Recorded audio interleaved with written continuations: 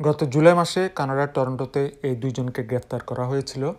এদের একজনের নাম হচ্ছে আহমেদ ফুয়াদ মোস্তফা এলদিদি, যার বয়স 62 ইয়ার্স, এবং তার ছেলে মোস্তফা এলদিদি, যার বয়স 26 বছর।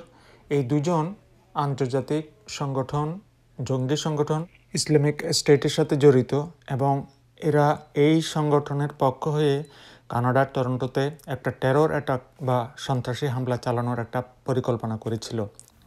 গত 31 জুলাই কানাডার আইনশৃঙ্খলা রক্ষাকারী বাহিনী আরসিএমপি জানায় যে এই দুইজন একটা অ্যাডভান্স স্টেজে চলে গিয়েছিল এবং তাদের এই পরিকল্পনা অনুযায়ী একটা সিরিয়াস ভায়োলেন্ট অ্যাটাক তারা টরন্টোতে করবে, এরকম একটা প্ল্যান আরসিএমপি সেটা জানে, এবং জানতে পেরে তাদেরকে একটা টরন্টোর হোটেল থেকে, যে হোটেলে তারা অবস্থান করছিল, সেখান থেকে তাদেরকে গ্রেফতার করে। এদের একজন, অর্থাৎ যিনি পিতা আহমেদ ফুয়াদ মোস্তফা এলদিদি, তিনি কানাডার সিটিজেন, যদিও সন্তান যে মোস্তফা এলদিদি উনি কানাডার সিটিজেন এখন হন নাই। তো কানাডার এই সিটিজেনশিপ তাকে কিভাবে দেওয়া হলো এটা নিয়ে অনেক বিতর্ক চলছে। তবে এই বিতর্কের মাঝে আজ ইমিগ্রেশন মিনিস্টার মার্ক মিলার কানাডার নোভা স্কোশিয়ার একটা অনুষ্ঠানে বলেছেন যে তার এই সিটিজেনশিপটা বাতিল হইতে পারে।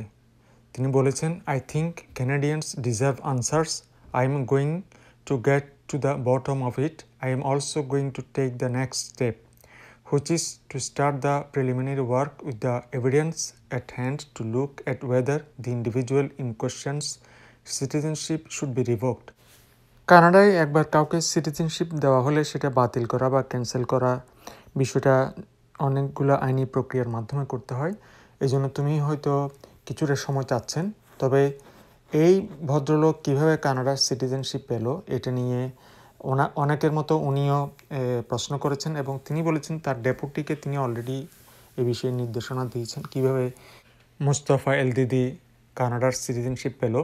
কারণ 2015 সালে মোস্তফা এলদিদির বিরুদ্ধে একটি স্টেটে আইএসআইসের পক্ষ হয়ে যুদ্ধ করার একটা ভিডিও পাওয়া গেছে।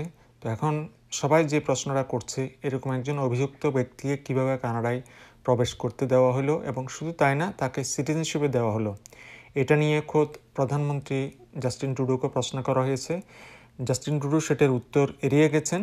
তবে তিনি বলেছেন এটা তিনি তদন্ত করে দেখবেন, এবং তদন্তের পরে হয়তো কানাডার সাধারণ মানুষকে তিনি সেটা জানাবেন। কানাডার public safety minister Dominic LeBlanc বলেছেন যে কানাডার মানুষের নিরাপত্তার কথা তারা যথেষ্ট চিন্তাভাবনা করছেন, এবং এই ইন্টারনাল রিভিউ করা হচ্ছে এই মোস্তফার কেসটা নিয়ে।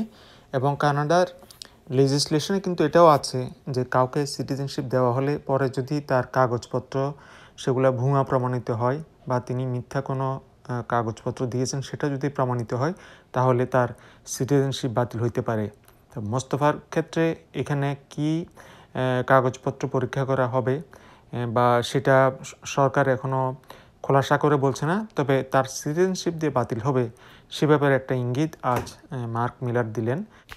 গত জুলাই মাসের 28 তারিখ কানাডার টরন্টোর পার্শ্ববর্তী শহর রিচমন্ড হিল থেকে এই দুই ব্যক্তিকে গ্রেফতার করা হয়, এবং গ্রেফতারের পর থেকে সরকারের উপর বিভিন্ন রাজনৈতিক দল এবং প্রভাবশালী মহলের একটা চাপ বাড়ছে এই দুই ব্যক্তিকে কিভাবে কানাডায় প্রবেশ করতে দেওয়া হলো, এবং এরপর একজনকে নাগরিকত্ব দেওয়া হলো তা জনগণকে জানানোর জন্য, বিশেষ করে যেখানে কানাডার সাধারণ মানুষের নিরাপত্তার বিষয়টা এখানে জড়িত।